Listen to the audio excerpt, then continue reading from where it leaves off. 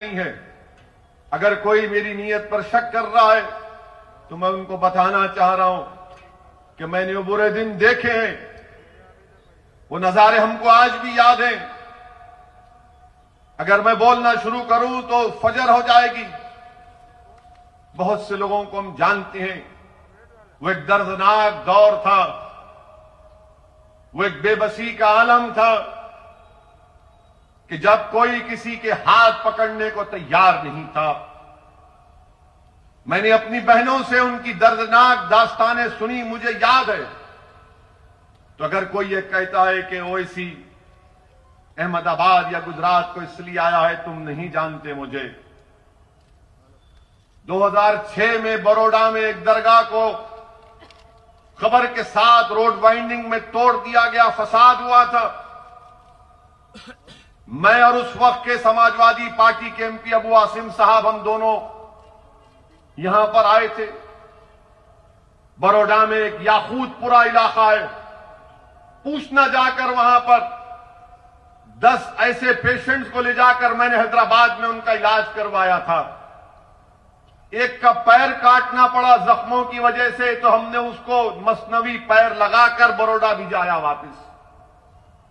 हमने काम किया, मगर जब आप हम पर उंगलियां उठाते हैं, सवाल हमसे करते हैं, तो आपका जवाब देने के लिए कह रहा हूं। यकीनन हम अकेले नहीं थे, बहुत सी फलाही तंजीमों ने काम किया। अल्लाह उन सबको सलामत रखे। मेरे अजीज दोस्तों और बुजुर्गों, एक बात आपको बताना चाहता हूं। मुझे सियासी तजुर्बा उतना नहीं है, मगर जितना भी है उस बुनियाद पर आपसे कह रहा हूं कि अल्लाह ने मुझे मौका दिया, हमारे वतन अजीज के मुख्तलिफ रियासतों में, मुख्तलिफ शहर और गांव में जाने का मौका मिला। और मैं ये बात बड़ी जिम्मेदारी के साथ कह रहा हूं, मैं पैगाम दे रहा हूं अहमदाबाद के मुसलमानों को, अहमदाबाद के, गुजरात के, अहमदाबाद के आदिवासियों को, दलित भाइयों को, बहनों को, जो कमजोर और मजलूम अवाम है, आपको पैगाम दे रहा हूं। याद रखो, जब तक आपके पास आपकी एक सियासी ताकत नहीं होगी जो कांग्रेस और बीजेपी से आजाद, जिनकी जबानों पर ना नरेंद्र मोदी का खौफ, ना कांग्रेस का खौफ, वही सियासी क़ियादत, वही सियासी नुमाइंदे आपके मसाइल को हल कर सकते हैं। ये हमारे भारत की जमहूरियत की तल्ख हकीकत है। अगर आप ये समझेंगे कि कैसे जीतोगे, क्या हासिल करोगे तुम असदुद्दीन ओवैसी, मैं आपको बताने आया हूं, तुम एक बार एक तो हो जाओ, तुम एक शीशा पिला हुई दीवार बन जाओ। तुम तमाम एक दूसरे के भाई और बहन बन जाओ, चाहे तुम मुसलमान हो, आदिवासी हो, दलित हो या गरीब हो, कमजोर हो। तुम एक दूसरे के गम को समझना सीख लो। तुम दूसरे का गम अपना गम समझो। किसी के सीने में तकलीफ होती तो जरूरी है कि तुम्हारा दिल भी उसकी तकलीफ को महसूस करे। याद रखो, जब तुम ये कैफियत पैदा कर दोगे तो दुनिया की बड़ी बड़ी ताकतें तुम्हारे सामने आकर अपना सर झुकाएंगी और तुमसे पूछेंगी, बताओ तुमको क्या तकलीफ है, हम तुम्हारा काम करने को तैयार हैं। ये काम आप उसी वक्त करेंगे जब इस आने वाले बल्दिया के चुनाव में 21 मंजलिस के जो उम्मीदवार हैं, आप अपना एक एक वोट देकर पतंग के निशान पर बटन या स्टैंप मारकर उनको कामयाब करेंगे। ये सियासी सफर का आगाज है। सिर्फ अहमदाबाद या गोधरा या दीगर मुकामात के बल्दी इलेक्शन तक ये सियासी सफर नहीं रुकने वाला है। अगर आपने थोड़ी सी हरकत की, इत्तेहाद का मुजाहरा किया और बेखौफ होकर पूरे इत्मीनान और एतमाद के साथ मजलिस का साथ किया, तो यकीनन वो दिन दूर नहीं है जब हम असेंबली के इंतखाबात में हिस्सा लेंगे, असेंबली के इलेक्शन में मजलिस के नुमाइंदे कामयाब होंगे, बीटीपी के उम्मीदवार कामयाब होंगे और मुत्तहिदा और मुश्तरिका ताकत का मुजाहरा गुजरात के असेंबली में किया जाएगा। जब तक कोई लड़ने वाला नहीं होगा, जब तक कि कोई आपके मसाइल को बयान करने वाला नहीं होगा, क्योंकि आप कहेंगे कि हां कांग्रेस से भी जीते, दूसरी पार्टी से जीते। मेरे भाई, अगर ये अच्छे होते तो असदुद्दीन ओवैसी हैदराबाद से यहां पर नहीं आता। ये खराब है, ये डरते हैं मोदी से, ये डरते हैं आरएसएस से, इसलिए डरते हैं कि इनको खुदा पर एतमाद नहीं है, इनको अपनी जिंदगियों से मोहब्बत है, ये मौत से डरते हैं, वहन पैदा हो चुका है इनके दिलों में।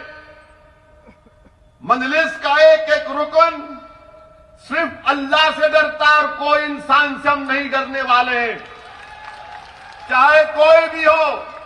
वक्त का वजीर आजम अगर नरेंद्र मोदी भी हो तो वजारत उज़्मा के ओहदे की इज्जत करते हैं, मगर नरेंद्र मोदी की शख्सियत से खौफ नहीं खाते, ना कभी खाएंगे इंशाअल्लाह ताला। इज्जत यकीनन वजारत उज़्मा के ओहदे की है, मगर कोई कहे कि डरो नहीं, डरना नहीं होता। अगर कोई कहेगा सर झुकाओ, नहीं हो सकता। झुकाना उसके आगे है जो जमीन व आसमान का खालिक है। इंसान के आगे ना भीख मांगना, ना किसी के आगे सर झुकाना।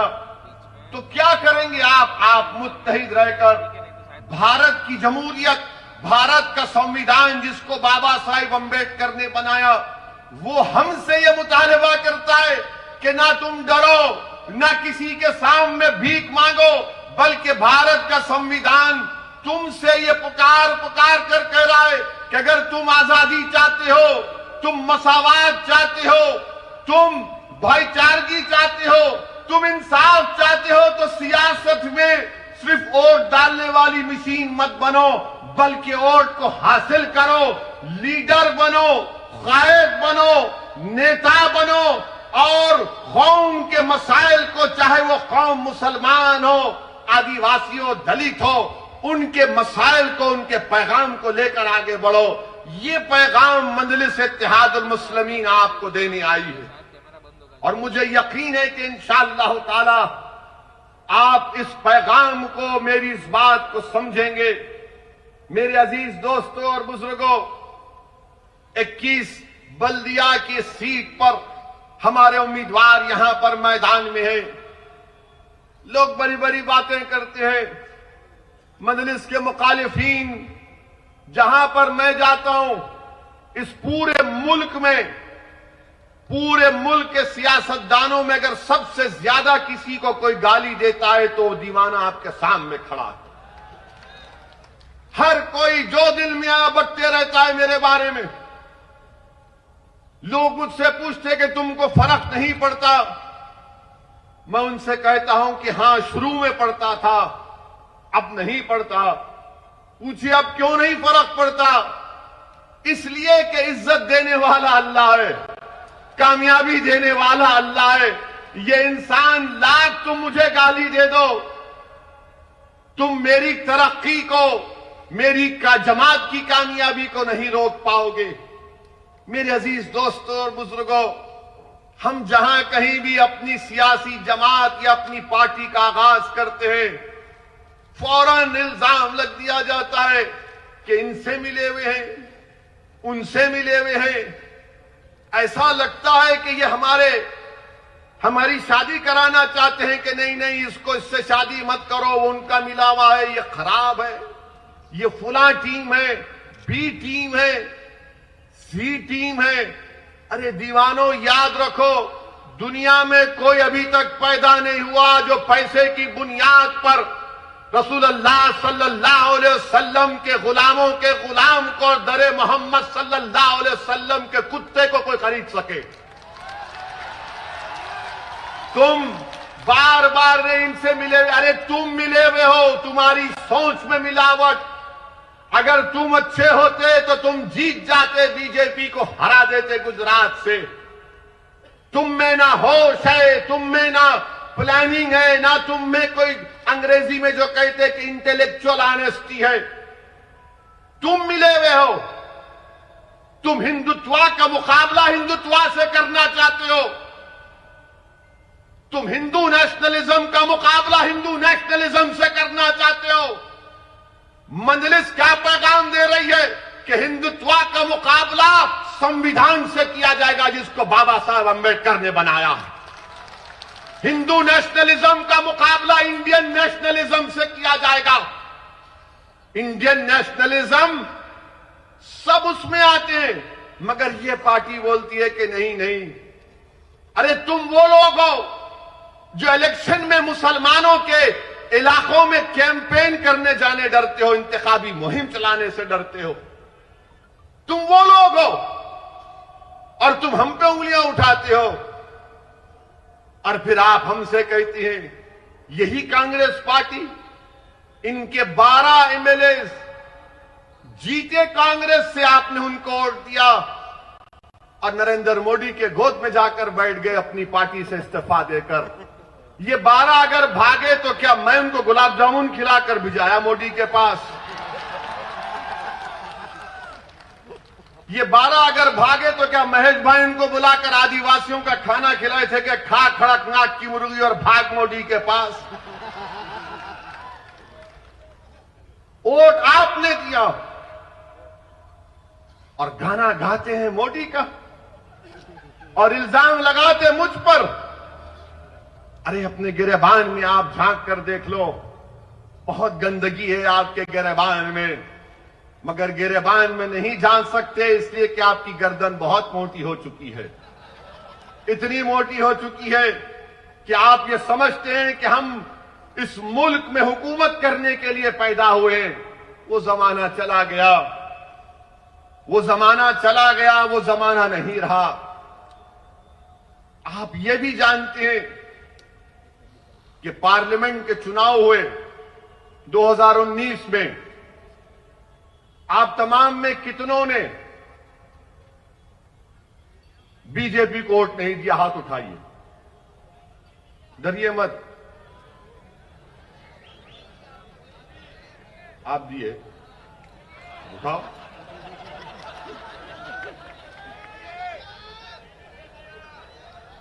नहीं दिए ना? देंगे कभी? देंगे कभी? अब ये बोलो बीजेपी कैसा जीत गई?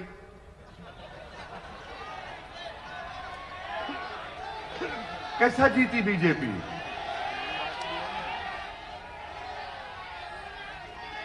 आप वोट नहीं दिए ना, कभी देंगे इंशाअल्लाह। फिर कैसा जीती? इसलिए जीती कि दूसरे पार्टी के जो लोग थे वो बोले नहीं हम मोदी को वोट देंगे, वहां भाग गए उसके पास, वहां जाकर वोट डाल दिए। और हारने के बाद भी आप मेरे पे उंगली उठा रहे, नहीं आए वोट काटने के लिए, खाली मुस्लिम बहुमूल इलाकों में कैंडिडेट खड़ा कर रहे। हाँ मेरे भाई, हम अपने इलाकों में अपने घर में खड़ा करेंगे ना। दूल्हे की बारात घर से निकलती, गैर के घर से नहीं निकलती।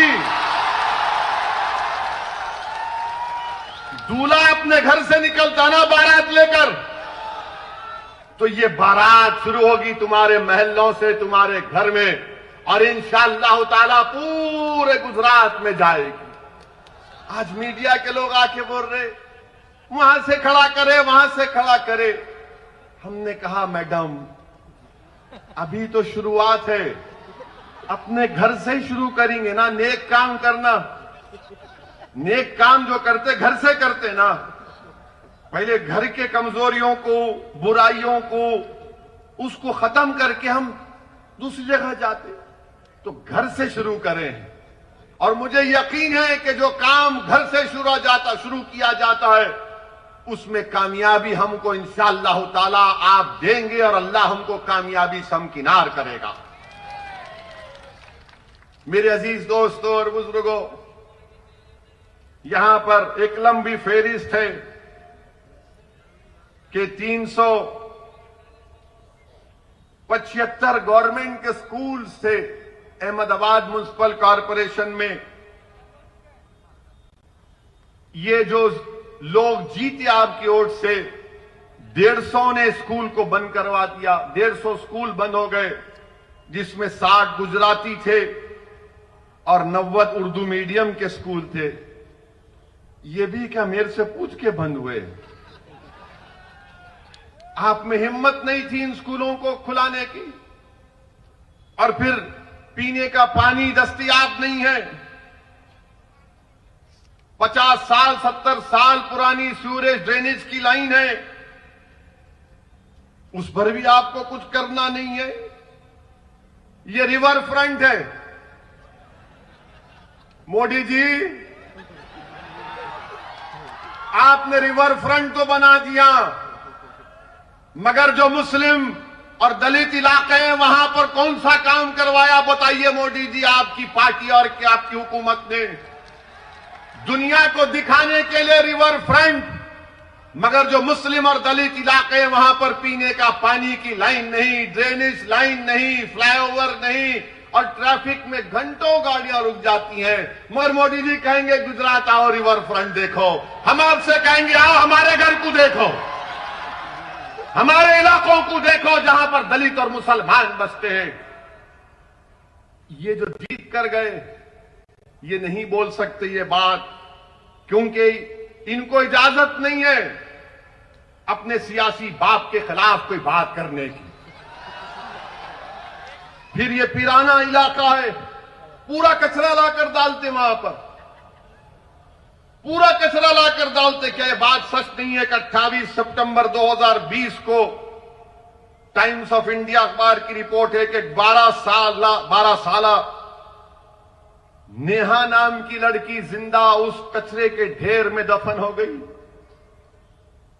जो बड़ी बड़ी बातें करते हैं गुजरात में ऐसा हो रहा है, गुजरात में ये हो रहा है, हो रहा होगा, मगर कचरे के ढेर में अगर एक 12 साल की नेहा डूब कर मर जाती है, अपने भाई के साथ गई, क्यों गई?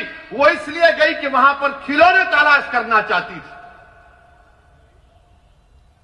कचरे के ढेर में नेहा 12 साला लड़की अपने भाई के लिए, अपने लिए खिलौने तलाश करना चाहती थी और अपनी जान खो दी। रिवर फ्रंट भी है और वो पिराना का कचरों का अंबार भी है। अब आपको कौन सी चीज पसंद है, आपको फैसला करना पड़ेगा। ये रिवर फ्रंट दिखने में बहुत अच्छा है, मगर मैं तुमसे कह रहा हूं नजर वहां पर नहीं, नजर घर पर रखो। नजर घर पर रखो, घर के बाहर रखो। और हम आपसे वादा कर रहे हैं कि जिताओ मजलिस के 11 कॉरपोरेटर को, इंशाअल्लाह ताला रिवर फ्रंट की तरह आपके महल्लों में तरक्की के काम कराएंगे। और अगर काम नहीं होगा और अगर सरकार काम नहीं करेगी तो असदुद्दीन ओवैसी आकर अहमदाबाद में धरना देगा, सत्याग्रह करेगा। ये गांधी की सरजमीन है। अहमदाबाद की रोड पर आकर मैं खुद बैठूंगा तुम्हारे साथ। मेरे अजीज दोस्तों और बुजुर्गों, फिर एक और इलाका मख्तमपुरा में हमारे कैंडिडेट सद्दाम हनीफ के वालिद ने बोरवेल के लिए जमीन दी, तो कांग्रेस के लोगों ने कहा नहीं, तेरी जमीन नहीं होना, हम बोरवेल लगाएंगे, उसका पैसा भी वसूल करेंगे और लोगों से पैसा लेंगे भी। हम जमीन देने तैयार सद्दाम के वालिद। ये इनका मामला है। 200 दुकानों को डिमोलिश कर दिया गया, कोई वहां पर नहीं गया। ये आपको समझना है इन चीजों को। अगर आपके नुमाइंदे कामयाब होते हैं तो आपके गम को, आपकी तकलीफ को समझेंगे, आपके लिए दौड़ेंगे, आपके लिए काम करेंगे। जब रिवर फ्रंट के लिए पैसा आए तो फिर इन गरीब मुस्लिम और दलित इलाकों में पैसा क्यों नहीं है? कोई पूछने वाला नहीं है, कोई लड़ने वाला नहीं है। मेरे अजीज दोस्तों और बुजुर्गों, इन चीज पर आपको गौर करके 21 तारीख को एक तारीखी फैसला आपको लेना है और अहमदाबाद की आसमानों में इंशाअल्लाह ताला अब आपको पतंग को पिलाना है और सिर्फ हर जगह 21 तारीख के दिन लोग ये बता देना कि हां हमारे मोहल्लों में, हमारे घर में, हमारे इलाकों में सिर्फ पतंग ही पतंग चल रही है, दूसरा कोई वहां पर नजर नहीं आना चाहिए। मेरे अजीज दोस्तों और बुजुर्गों, मैं एक बात शुरू में कहना चाहता था जो जहन से निकल गई। मैं अल्लाह से दुआ करता हूं कि उत्तराखंड में जो सैलाब आया है धौली गंगा नदी में, जिससे कई लोग अभी भी फंसे हुए हैं, हम अल्लाह से दुआ करते हैं कि उत्तराखंड में अल्लाह वो तमाम लोग जो उस सैलाब में फंसे, अल्लाह उन तमाम को राहत दे, अल्लाह उनकी जानों को बचाए। और हम अल्लाह से दुआ करते हैं कि अल्लाह जल्द से जल्द उनको उस तकलीफ और मुसीबत से निजात दे। मेरे अजीज दोस्तों और बुजुर्गों, एक और बात जो बीजेपी की गवर्नमेंट कहती है कि हमने गुजरात में ऐसा कर दिया, वो कर दिया। गुजरात की हाई कोर्ट 5 फरवरी को एक केस आया और उस केस में गुजरात हाई कोर्ट के 2 जजेस ने क्या कहा, मैं वो कारोबार करने वालों से कह रहा हूं जो बिजनेस करते हैं, माहिर हैं कारोबार में गुजराती भाई हमारे। गुजरात हाई कोर्ट में एक भारत एसिड एंड केमिकल एक केस गया जिसमें इस भारत एसिड एंड केमिकल के मालिक ने कहा कि मुझको जीएसटी के लोगों ने मुझे डराया, धमकाया और मुझसे कहा कि तुझको 9 करोड़ रुपए भरना पड़ेगा जीएसटी, और 33 घंटे उसको रोक के रख लिए। 8 दिन उसके घर में बैठे रहे। वो गुजरात हाई कोर्ट को गया तो गुजरात हाई कोर्ट के 2 जजेस ने कहा कि हां, ये कोई ताज्जुब की बात नहीं है कि सबसे ज्यादा जीएसटी गुजरात में कलेक्ट होता। ये गुजरात हाई कोर्ट का जो लाइव लॉ वेबसाइट में रिपोर्ट हुआ है, 33 घंटे उसको रोक के रख लिए और उससे कहे कि तुम 9 करोड़ रुपए जमा कराओ। मोदी जी, ये कैसे हो रहा है गुजरात में? जीएसटी के नाम पर डराया जा रहा है, कारोबार करने वालों को कमजोर किया जा रहा है। ये गुजरात का, अब आप आ जाइए, बहुत लंबा रिकॉर्ड है इन लोगों का।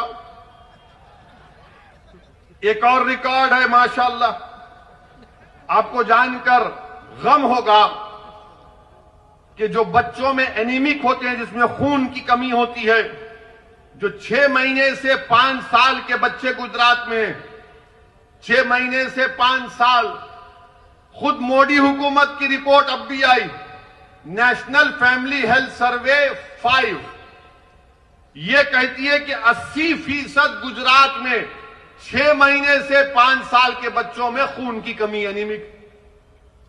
बताओ मोदी जी, ये कैसे हो रहा है? तो मोदी जी बोलेंगे मैं छोड़ के चला गया ना, इसलिए हो रहा है। हो सकता भाई, मजाक, मोदी जी खुद बोले कि कभी कभी ह्यूमर करना चाहिए, मजाक करना चाहिए, सीरियस मत लीजिए संघ परिवार वालों।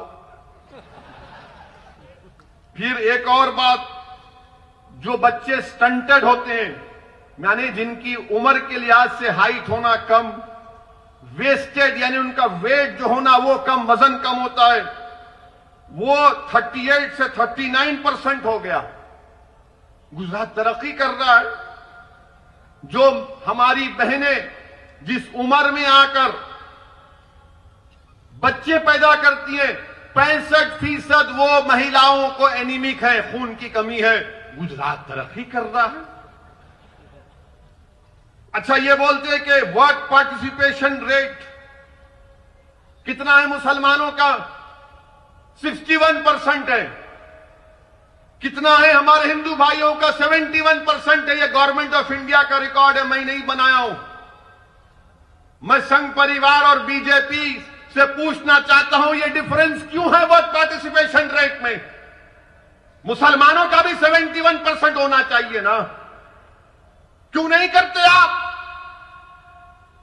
इसलिए नहीं करते कि कोई लड़ने वाला नहीं है। कोई पूछने वाला नहीं है। अच्छा, आपको मालूम कितने मुसलमान मैट्रिकुलेशन करते हैं गुजरात में? 26% खाली। इसका जिम्मेदार मैं हूं।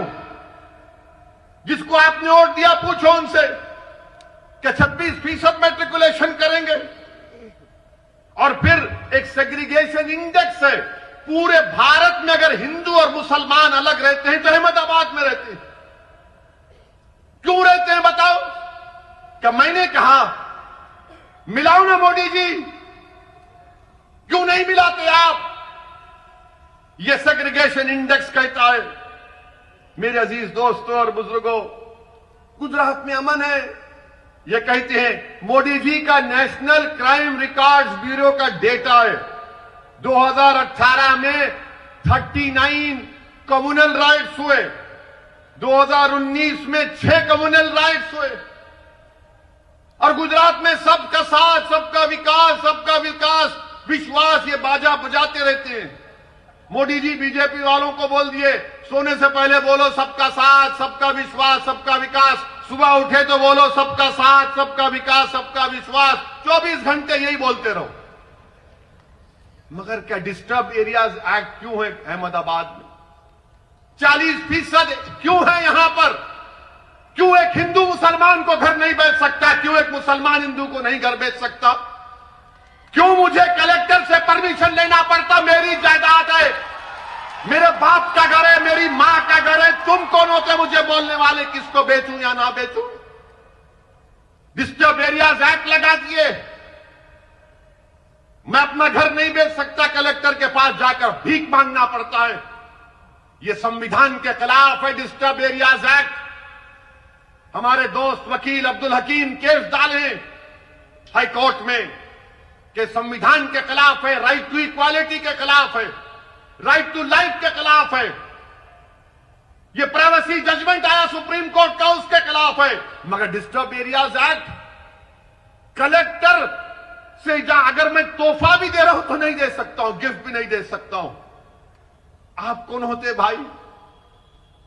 मगर यह सरकार जो बड़ी बड़ी बातें करती हैं, इनका काम सिर्फ बकवास करना, अवाम के दरमियान में नहीं रहना, कुछ काम काज नहीं।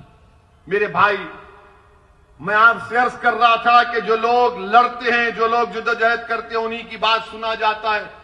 आप बोलेंगे क्या, इसकी मिसाल दो। इसकी मिसाल ये है, इसकी मिसाल वो किसान है जो 2.5 महीने से पंजाब और हरियाणा के बॉर्डर पर बैठा हुआ है। इसकी मिसाल वो है, वो किसान जो आज वहां पर बैठा हुआ है वेस्टर्न यूपी के बॉर्डर पर, और 300 से ज्यादा मोदी सरकार के पास एमपी हैं। भारत के कई रियासतों में बीजेपी की सरकार है, मगर किसान रोड पर निकलकर आया, एहतजाज किया, तो मोदी सरकार परेशान है, नरेंद्र मोदी परेशान है, अमित शाह परेशान है, बीजेपी परेशान है, संघ परिवार परेशान है कि ये क्या हो रहा है। सबक क्या है, पैगाम क्या है कि एहतजाज करना जमहूरियत के लिए जरूरी है।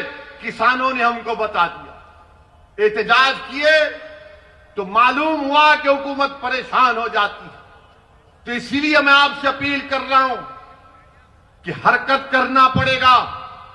जिंदा अगर हैं तो जिंदगी का सबूत सिर्फ खामोश बैठकर आंख में आंसू लाने से नहीं दिया जाता। जिंदा है तो जिंदगी का सबूत देना है तो एहतजाज करना पड़ेगा। सदा एहतजाज को बुलंद करना पड़ेगा। जमीर की आवाज पर अपनी जबान से नारे लगाना पड़ेगा।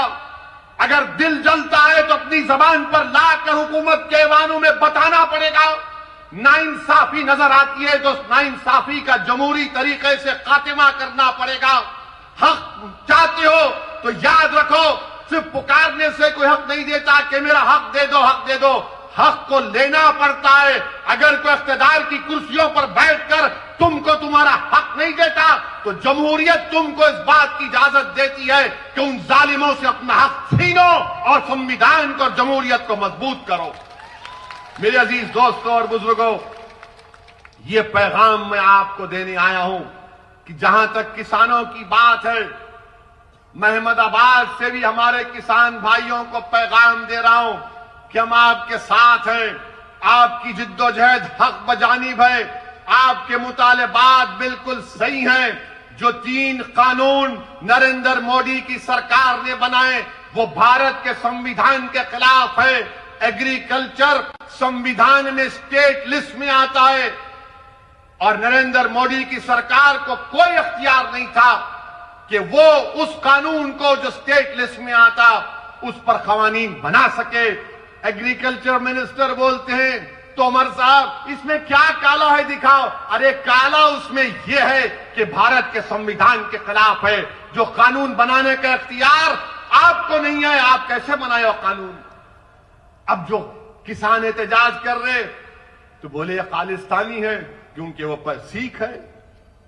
वो खालिस्तानी हो गया वो किसान जो घंटों खेत में रहता है, फसल उगाता है ताकि आप और हम खा सकें, वो खालिस्तानी हो गया। आदिवासी दलित नक्सल हो गया, मुसलमान जिहादी हो गया। अब बचे कौन? बचे खाली मोदी जी, वही दूध के दूल्हे हैं, हम सब गुनाहगार, कोई है ही नहीं ना। अब मोदी जी का मामला यह है कि वो कहते हैं कि नो, कोई एहतजाज मत करो, मैं जो ज्ञान देता हूं वो ज्ञान को सुनो, मैं मन की बात बोलता हूं, सुन लो, अमल कर लो। मोदी जी, मन की बात सुनने से गरीब का पेट नहीं भरता, मन की बात सुनने से किसानों का गम दूर नहीं होगा। मन की बात सुन सुन के हम बोर हो चुके हैं। अब आप किसानों की मन की बात समझो।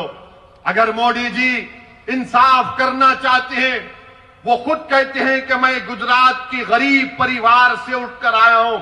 अगर आप गरीबों का गम समझते हैं तो अपने घर में उन किसानों को बुलाइए। जिस तरह आपने बराक ओबामा को बिठाकर अपने हाथ से चाय पिलाकर ओबामा को दिया, अच्छा किया, मेहमान था। जब आप मेहमान को बुलाकर चाय पिला सकते हैं, अरे ये तो भारत के किसान है ना मोदी जी, आप उनको बुलाइए अपने घर में, एक 10-12 को बुलाइए, चाय पिलाइए, उनको गले से लगाइए और सिर्फ इतना कहिए कि हम तुम्हारे गम को समझते हैं, अब तुम्हारे आंख में आंसू नहीं आएगा। देखो वो किसान आपको अपने गोद में बिठा लेगा, अपने सर पर बिठा लेगा। मोदी जी, आप किसानों के इस तकलीफ को आपकी हुकूमत को समझना पड़ेगा। लोग मुझसे सवाल करते हैं कि वो किसान का नेता रोया तो पूरे किसान जज्बात में आ गए। मेरे भाई, यही तो मैं कह रहा हूं कि जिसके अज़ाइम में सच्चाई होती है, जो इखलास की बुनियाद पर काम होता है, कुदरत उसकी मदद करती है। कोई सोच भी नहीं सकता था कि किसान उठेगा और किसान उठा है। अच्छा, ऐसा उठा है कि नरेंद्र मोदी की सरकार किसानों को रोकने के लिए कीले लगा दिए, कीले लगाए। पुलिस का काम, लॉ एंड ऑर्डर का, पुलिस हाईवे खोद रही है, दिल्ली पुलिस हाईवे खोद के कीले लगाए और पुलिस वालों को वो लंबे लंबे क्या बोलते हो, वो आयरन के रॉड दिए। मोदी जी, आपसे एक अपील कर रहा हूं, बुरा मत मानिए। अगर यही कीले आप लद्दाख में लगा देते तो चीन की फौज नहीं आती। यही आप खोद के रख देते तो गलवान में PP-18 पे आज भी हम जाकर अपनी फौज को भिजा सकते थे।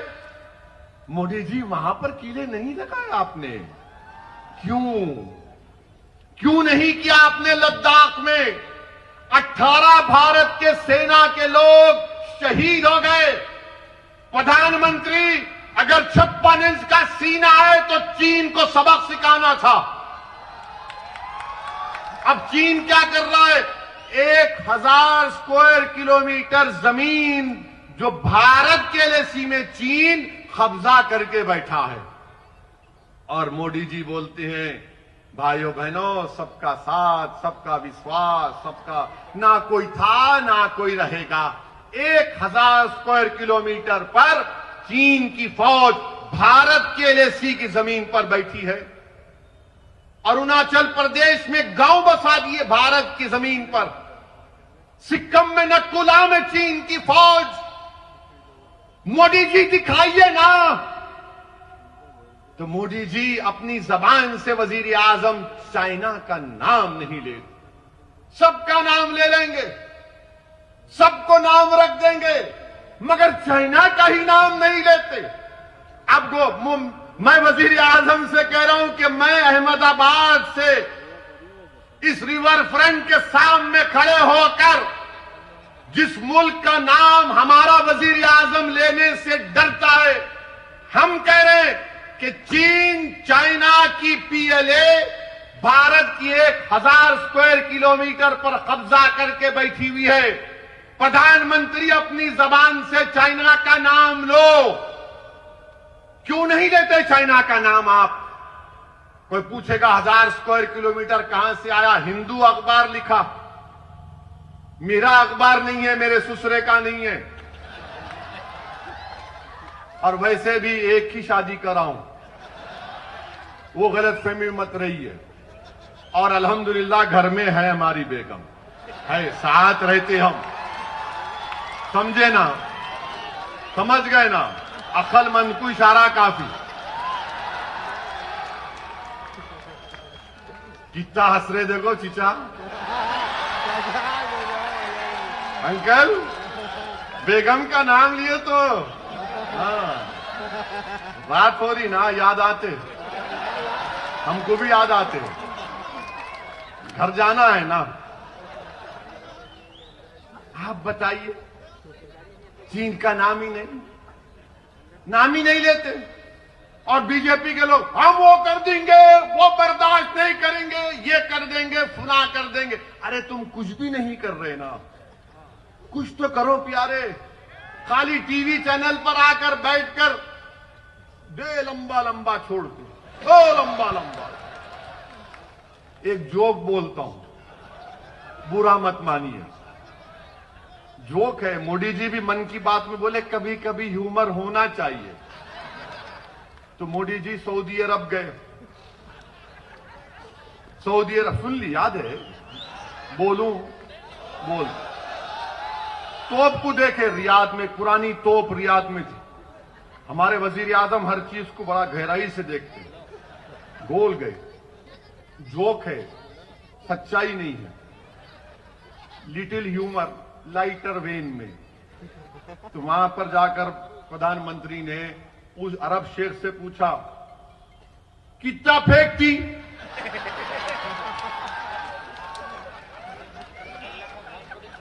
तो अरब शेख बोला वल्लाही तुमसे कम फेंकती। जोक है, ह्यूमर है। मेरे को मालूम मीडिया के लोग बड़े नाराज हो रहे हैं, कैसा बोले? अरे भाई बोले, आप भी एंजॉय करो। वरना हमारे मीडिया के लोग कल सुबह 9 बजे से ओवैसी का भड़काऊ भाषण हुआ था अहमदाबाद में। देश के प्रधानमंत्री को बोला है, ऐसा बोलते जैसा कि इनके पप्पा को बोले। प्राइम मिनिस्टर है, मेरा भी प्राइम मिनिस्टर है, मेरा भी हक बनता क्रिटिसाइज करने का। हम प्रधानमंत्री है तो खुदा नहीं है, हम क्रिटिसाइज भी करेंगे, सवाल भी पूछेंगे। मगर मीडिया के लोग कैसा बोले? वो अंग्रेजी में कहावत है ना, more loyal than the king. इनको बड़ी तकलीफ हो जाती मीडिया वालों। अब मार्च के बाद अपनी नौकरी की फिक्र करो। तुम्हारी नौकरियां जाने वाली हैं, अल्लाह तुमको बचाए। मार्च के बाद ये सब जाने वाले हैं, बहुत की नौकरियां जाने वाली, अभी जा रही है। ये मीडिया के लोग जानते, देखो मुंडियां हिला रही, यूं कर रहे, बोल नहीं सकते ना, खाली ऐसा करे तो समझ जाना हम आपके साथ हैं। मार्च के बाद पूरी जाने वाली नौकरियां नहीं रहे। भारत बहुत बुरा हाल है। मोदी जी से आप पूछो देश की इकोनॉमी क्या हो रही है मोदी जी? तो एक कार्टून है अखबार का, मैं नहीं कराया हूं। वो कार्टून में मोदी जी का कार्टून है, फोटो है। लोगों ने सवाल किया क्या हो रहा है देश में? तो मोदी जी ने कहा मित्रों जीडीपी दौड़ रहा है। तो जीडीपी क्या है? गैस की कीमत बढ़ गई, डीजल की कीमत बढ़ गई, पेट्रोल की बढ़ गई। मोदी जी कह रहे देखो जीडीपी दौड़ रहा है। अब ये तकलीफ किसी को नहीं हो रही। पेट्रोल की कीमत बढ़ते जा रही, डीजल की कीमत बढ़ते जा रही है, और भी बढ़ गया। बजट आया तो रुकने का नाम ही नहीं है। मगर जो मोदी जी के भक्त हैं, नहीं नहीं क्या होता, हमारी गाड़ी में पेट्रोल नहीं, हमारी गाड़ी में हवा से चलती। मगर गरीब की गाड़ी तो हवा से नहीं चलती, गरीब की मोटरसाइकिल हवा से नहीं चलती, गरीब की गाड़ी मोदी की मोहब्बत से नहीं चलती, गरीब की गाड़ी पेट्रोल और डीजल से चलती। जिसको कारोबार करना है वो तो बर्बाद हो रहा है। लॉकडाउन लगाया आपने, अनकॉन्स्टिट्यूशनल लॉकडाउन। लॉकडाउन के लिए मोदी जी ने कहा रात में 8 बजे आए, मैं बोला गया काम। अब लोगों को हैबत होती, रात में 8 बजे वजीर आजम आए तो अब क्या करने वाले हैं भाई। बोले भाइयों बहनों लॉकडाउन, कितने घंटे का टाइम दिए? 4 घंटे। 4 घंटे में लॉकडाउन हो गया। और लॉकडाउन लिफ्ट करने के लिए मोदी सरकार देती है आपको 8 दिन का टाइम। लॉकडाउन लगा, गरीब पिट गया, बर्बाद हो गया गरीब, नौकरियां चले गई, कारोबार बर्बाद हो गया, भूखमरी के शिकार हो गए लोग। आपको मालूम इनफॉर्मल सेक्टर में भारत में 10 करोड़ नौकरियां चले गई, करीब 25-30 लाख फॉर्मल सेक्टर की तनख्वाहें लोगों की कम हो गई। मगर कोई बोलता ही नहीं है ना। क्यों नहीं बोलते तुम? ये बात बताओ हमको। हम क्यों बोले, तुम क्यों नहीं बोलते? तुम्हारी जबानें क्यों रुकी हुई हैं बताओ?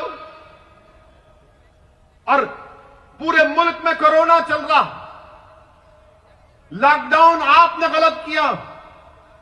जनवरी के आखिरी हफ्ते में पहला कोरोना का पेशेंट केरला में आया, इटली से आए थे। जब पूरा कोरोना बढ़ गया तो देखे किसको बलि का बकरा बनाओ, तबलीगी जमात को बना दिया। क्या कहा? ये तबलीगी जमात के लोग कोरोना जिहाद कर रहे। माशाल्लाह मोदी जी, आपके लोगों ने तो कोरोना को भी कलमा पढ़ा दिया, अशहदु अल्ला इलाहा इल्लल्लाह व अशहदु अन्ना मुहम्मद रसूलुल्लाह। माने कोरोना को भी आपने मुसलमान बना दिया। क्या दिमाग है आप लोगों का, माशाल्लाह। अल्लाह नजर बद से बचाए, ये दिमाग और बढ़ता रहे। तबलीगी जमात के लोगों को ले जाकर पकड़ पकड़ कर वहां डाल, यहां डाल, और टीवी पर तो माशाल्लाह रोज टीवी। ये तबलीगी जमात के लोग किए, इन्होंने कोरोना फैलाया, इनकी वजह से कोरोना फैला। और हमारे हिंदू भाइयों को ये बता दिया देखो मुसलमानों की वजह से कोरोना फैल गया। और हमारे हिंदू भाई बेचारे शरीफ हैं, मोदी जी जो बोलते यकीन कर लेते। अरे हो सकता भाई ये चेहरे पे टोपी, सर पे दाढ़ी, कुर्ता पैजामा, टखने के ऊपर पैजामा, हाँ ये करे होंगे, इनको क्या जरूरत थी? अरे बीमारी का कब से मजहब होता है बताओ? जहां जहां मुकदमा डाले कोर्ट ने निकाल कर फेंका, मुंह पे तमाचा मारा उन लोग और कहा कि नहीं, तबलीगी जमात या उसके जिम्मेदारान कोरोना फैलाने के जिम्मेदार नहीं है। एक के बाद एक कोर्ट ने कह दिया। जब पूरे मुल्क में तबलीगी जमात पर इल्जाम लगाया जा रहा था तो एक ही दीवाना था जो टीवी पर जाकर कह रहा था कि नहीं, बीमारी का कोई मजहब नहीं होता। वो कौन था? वो असदुद्दीन ओवैसी था। जिहाद, अब तो कॉमेडी जिहाद भी हो गया। यानी हर चीज को जिहाद से जोड़ते। ये लव और जिहाद कहां से आ गया बाबा? मोहब्बत तो अंधी होती ना। बहुत से लोग किए होंगे, सर से चीखा मार रहे। करना भी चाहिए, बगैर मोहब्बत के कोई इंसान नहीं रहता, याद रखो। अल्लाह हमको जज्बात दिया, मोहब्बत करना जरूरी है। और सबसे पहली मोहब्बत करना है तो रब्बे कायनात से करना है। मोहब्बत करना है तो रहमतुल आलमीन सल्लल्लाहु अलैहि वसल्लम से मोहब्बत करना है। जब तुम इनसे मोहब्बत करोगे सारी दुनिया तुमसे मोहब्बत करेगी। मगर हम लोग क्या है, उसको देख इसको देख, अब कब तक प्यारे, बदलो, तब्दीली पैदा करो। मगर ये लोग लव जिहाद, अरे कई का लव जिहाद बाबा, या खाने को खाना नहीं है, नौकरियां नहीं है, मगर आप लव जिहाद, कोरोना जिहाद, क्या कर रहे हैं आप देश में? कितनी नफरत फैलाएंगे मुसलमानों के बारे में? नहीं ये करे, अरे क्या करे बताओ ना तुम? क्या कोई कोरोना से जिहाद करता है? लखनऊ में आंध्र प्रदेश की एक जमात गई जिसमें हमारी एक बहन थी, ले जाकर एक कॉलेज में बंद कर दिए, हामिला थी। वो कह रही है कि देखो मुझे बच्चा हो सकता है, पानी छूट रहा है। आकर धक्का दिए, उसका हमल साकित हो गया। बताओ आप, कई वाकयात है। किसी एक रियासत में एक बच्चा गया, उसको हर पूरे लोग टीवी पर देखकर बोले तू तबलीग का है, तबलीग का है। वो बेचारा तंग आकर खुदकुशी कर लिया। आप बताइए देश कहां जा रहा है? कितना आप नफरत फैलाएंगे? मोदी जी, मैं आपसे एक मोटा सवाल कर रहा हूं, आपकी सरजमीन में खड़े होकर। चाइना आज इस वक्त चाइना की फौज 2020 में क्यों भारत में घुसी? मोदी जी, कभी आपने सोचा? क्योंकि चाइना जानता है कि भारत के लोगों में दिल मिले हुए नहीं है। लव जिहाद चल रहा है, कोरोना जिहाद चल रहा है, एक दूसरे पर इल्जाम लगाए जा रहे हैं। सरकार देश की सरहदों की हिफाजत करने की बजाय देश की जनता में नफरत फैला रहे। तो चाइना घुस गया, मौका अच्छा है। इस पर कोई बात नहीं करेगा, कोई नहीं पूछेगा। हद तो यह हो गई कि एक लड़के को मध्य प्रदेश के जेल में उसको सुप्रीम कोर्ट ने बेल दिया। जेलर नहीं छोड़ता उसको। ये मीडिया की रिपोर्ट है, सब्जेक्ट टू करेक्शन। मीडिया ने कहा कि सुप्रीम कोर्ट के जज को जेल को फोन करके कहना पड़ा कि अहमको, मैंने बेल दिया, इसको छोड़ो। ये हमारे देश का हाल है। मेरे अजीज दोस्तों और बुजुर्गों, मैं आपको ये पैगाम देने आया हूं कि आपको अपने हिम्मत और हौसले को बुलंद रखना पड़ेगा। मैं नौजवानों से और नौजवानों के जिम्मेदारों से अपील करने आया हूं कि हम अपने नौजवानों की जवानी को रोड पर बर्बाद होने से बचाएंगे। हम अपने नौजवानों को जेल की सोबतों से बचाएंगे।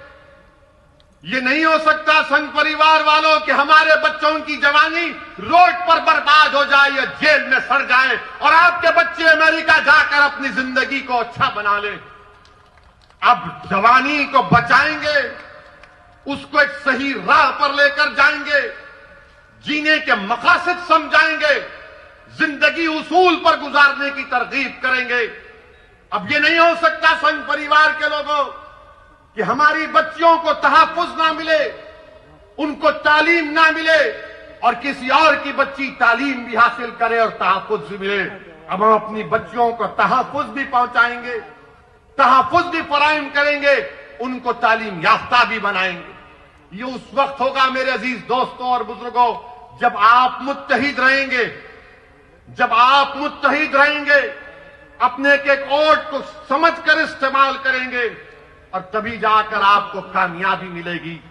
मेरे अजीज दोस्तों और बुजुर्गों, लोग पूछेंगे कि अगर साबिर की क़यादत में छोटू भाई वसावा के साथ मिलकर कामयाबी मिल जाती है तो क्या होगा? मेरे भाई, कामयाबी अगर मिलेगी ना तो कभी पार्लियामेंट को देखना हम दोनों को। 540 के ऐवान में 2 ही दीवाने बैठते हैं, बाकी के सब अक्लमंद हैं। और जब दोनों में से कोई एक खड़ा होता है तो सबके दिलों की धड़कन बढ़ जाती। क्या बोलेगा ये, देखो क्या बोलेगा ये, क्या बोला। मेरे भाई, वो मिजाज पैदा करना है।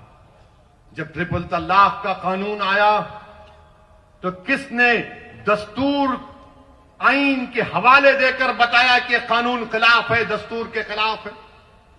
अब आपने देख लिया ना, दुनिया ने देख लिया कि मैं जब कह रहा था कि शादी एक सिविल मैटर है, उसमें क्रिमिनल कानून नहीं लगाया जा सकता, तो ये नाम निहाद जो लिबरल किस्म के लोग हैं, अरे आप क्यों जुल्म कर रहे हैं मुस्लिम औरतों पर। अरे मेरे भाई, मेरी बहन, मैंने कहा शादी जो है इस्लाम में कॉन्ट्रैक्ट है, जन्म जन्म का साथ नहीं है, कॉन्ट्रैक्ट है। इसमें क्रिमिनल कानून कैसा लेकर आते आप। मगर अब क्या हुआ, लव जिहाद का कानून बना दिए, और यह कानून ये बना दिए कि अगर कोई लव जिहाद के जरिए शादी करता है तो 5 साल 10 साल की सजा उसमें। अब मेरे को आके बोल रहे नहीं हो इसी, आप सही कहे थे। मैंने कहा फायदा क्या है, नुकसान पहुंचाने के बाद आज आप आकर कह रहे हैं। मेरे अजीज दोस्तों और बुजुर्गों, अगर हिम्मत है, हौसला है, CAA का कानून 540 का ऐवान है। किसने नरेंद्र मोदी के 303 MPs के सामने उस CAA कानून को ये कहा कि भारत के संविधान के खिलाफ है, ये मजहब के नाम पर नाइंसाफी करता है, राइट टू इक्वालिटी का वायलेशन है। किसने कहा कि जिस तरह महात्मा गांधी ने गोरों की जो हुकूमत ने कानून बनाया था अफ्रीका में, तो गांधी ने गोरों के सामने उस कानून को फाड़ कर जलाया था। तो मैंने मोदी सरकार की हुकूमत के सामने वो काम किया, कहा कि जिस तरह गांधी ने काम किया, मैं मोदी तुम्हारे कानून को फाड़ता हूं आज पार्लियामेंट। ये काम कोई नहीं किए, हम कानून को फाड़े। मकसद क्या था कि पैगाम जनता को मिले कि तुम्हारा नुमाइंदा बैठा हुआ है लोकसभा में, गूंगा बनकर नहीं बैठा है, अंधा बनकर नहीं बैठा है, बल्कि हरकत करने बैठा है, लड़ने के लिए बैठा है। अगर आज गुजरात की असेंबली में, विधानसभा में छोटू भाई वसावा के साथ आपके नुमाइंदे कामयाब होकर जाएंगे, तो इंशाअल्लाह ताला गुजरात की विधानसभा की दरों दीवारों को हिला के रख देंगे। और कैसे हिलाएंगे, तुम्हारे मसाइल बयान करके, इंसाफ का मुतालबा करके। मेरे अजीज दोस्तों और बुजुर्गों, इस सरजमीन पर बसने वाले आप तमाम को मैं सलाम करता हूं। आपने बहुत तकालीफ बर्दाश्त किए, आपने बहुत से मसाइब और मुश्किलात का सामना किया, आपने खाक और खून के दरियाओं से आपको गुजरना पड़ा, आपके सरों पर काले बादल मंडलाते रहते हैं। मगर मैं आपको पैगाम देने आया हूं हैदराबाद की आवाम की तरफ से, मैं आपको पैगाम देने आया हूं। बिहार का वो भारत का सबसे पसमानदा इलाका सीमांचल है। मैं आपको पैगाम देने आया हूं उत्तर प्रदेश के उन गरीबों की तरफ से, मैं आपको पैगाम देने आया हूं महाराष्ट्र के उन गयूर लोगों की तरफ से कि गुजरात की सरजमीन पर बसने वालों, तुम अकेले नहीं हो, हम तुम्हारे साथ खड़े हैं इंशाअल्लाह ताला। इस लड़ाई में तुम अब अकेले नहीं होगे। तुम्हारी आंख में आंसू आएगा तो हमारी आंख में भी आंसू आएगा, तुम्हारे सीने में तकलीफ होगी तो हमारे सीने में भी हम उसकी चुभन को महसूस करेंगे। तुम्हारे तलवों में अगर कोई कांटा चुपेगा तो यकीन जानो हमारे तलवों में भी दर्द होगा। तुम्हारी तकलीफ तुम अब अकेले नहीं सहोगे। इंशाअल्लाह ताला हम सब मिलकर इन नाइंसाफियों के दौर का खात्मा करेंगे। और भारत का संविधान आपको इस बात की इजाजत देता है।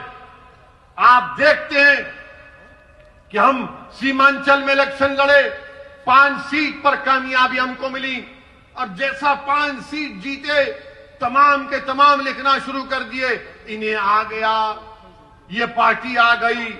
अच्छा, हमको ले जाकर जिना से मिलाते, दूर दूर तक ताल्लुक नहीं है। जिना भारत को छोड़ के भाग गए। हमारे बुजुर्गों ने फैसला लिया कि हम भारत हमारी सरजमीन है, हम इस सरजमीन पर बाइज्जत शहरी बनकर रहेंगे। मगर इल्जाम लगाना इनका मकसद है। मैं आपसे ये भी कहूंगा कि अब कांग्रेस में दम नहीं है मेरे भाई, अब कांग्रेस में दम नहीं है। अब कांग्रेस में कुछ भी नहीं हो सकता इनका। अब कांग्रेस को अगर दुनिया के सबसे बड़े हकीम साहब के पास भी जाकर बोलेंगे हकीम साहब एक पेशेंट है, हकीम साहब पूछेंगे पेशेंट को क्या हुआ, तो आप बोलेंगे पेशेंट बहुत कमजोर हो गया। हकीम साहब बोलेंगे पेशेंट का नाम, तो आप बोलेंगे कांग्रेस। हकीम साहब बोलेंगे बेटा मेरे पास उसके लिए कोई दवा नहीं है। आप कांग्रेस को नहीं उठा सकते। आप ये जो वेस्ट बंगाल में, मगरबी बंगाल में कांग्रेस और लेफ्ट फ्रंट मुर्दार हो चुके हैं, खत्म हो चुके हैं। वहां वेस्ट बंगाल के लोग भी कह रहे हैं कि आओ मंजलिस को लेकर आओ। हम एक विकल्प देख रहे हैं मंजलिस के रूप में, क्योंकि टीएमसी और बीजेपी एक सिक्के के दो रुख हैं। हर जगह पर कांग्रेस खत्म हो चुकी है। राहुल गांधी हार गए अमेठी, कहां जाकर जीते? वायनाड में, जहां पर 35% के करीब अकलियतें हैं। और कांग्रेस पार्टी के गुलाम हम पे कहते हैं कि ओवैसी वोट काटने को आया है। अरे मैं किसी को काटने नहीं आया हूं। कुत्ता काटता है, मैं इंसान हूं। मैं दिलों को मिलाने आया हूं और इंशाअल्लाह ताला हम दिलों को मिलाकर रहेंगे। मेरी आपसे एक ही गुजारिश है कि साबिर साहब के हाथ को मजबूत करिए, छोटू भाई वसावा के हाथ को मजबूत करिए। अपने लिए एक बार आप एक फैसला लेकर आगे बढ़िए मेरे भाई। ये जमात आपकी है। बरसों आपने मुख्तलिफ पार्टी को वोट दिया। आज आपके दरमियान में आपकी पार्टी है जो आपकी तकलीफ को, आपके गम को समझती है और आपको अपनी पार्टी के लिए, खुद आप कैंडिडेट हैं, ये 21 उम्मीदवार नहीं है, आप कैंडिडेट हैं। इसीलिए मैंने कहा कि बारात तुम्हारे घर से निकलेगी, आपके घर से निकलेगी। आपको अपने पूरे अफराद खानदान को लेकर 21 तारीख को जाना है पोलिंग बूथ को, अपना एक एक वोट का इस्तेमाल करना है और इंशाअल्लाह ताला गुजरात की सरजमीन पर हम एक नई तारीख रकम करेंगे इंशाअल्लाह ताला। और हम यहां पर एक नई तारीख लिखेंगे जो गुजरात को मजबूत करेगा, जो गुजरात में भाईचारगी में इजाफा करेगा, जो अहमदाबाद में टूटे हुए दिलों को मिलाएगा। मैं आपसे अपील कर रहा हूं कि अब शक की बुनियाद पर फैसले नहीं होंगे, बल्कि पूरे ताउन और कोऑपरेशन की बुनियाद पर आपको फैसले करना है। और इंशाअल्लाह ताला और भी जलसे होंगे। ये पहला जलसा है। इंशाअल्लाह ताला अहमदाबाद में मैं आपके घर में आऊंगा, आपके घर में बैठूंगा। अगर आप चाय पिलाए तो चाय भी पी लूंगा, अगर आप दूध पिलाए तो दूध भी पी लूंगा। अगर आप कुछ भी नहीं करे, सिर्फ मेरे सर पे हाथ रख दो, सिर्फ मुझे हिम्मत दिलाओ और देखो ये दीवाना पूरे मुल्क में फिरेगा, आपकी बात करेगा। मुझे किसी चीज की जरूरत नहीं, अल्लाह जानता है। मैं जब तक जिंदा हूं, नाइंसाफी के खिलाफ लड़ना मेरी जिंदगी का मकसद है। मजलूमों का साथ देना मेरे जिंदगी का नज़्मुल ऐन है।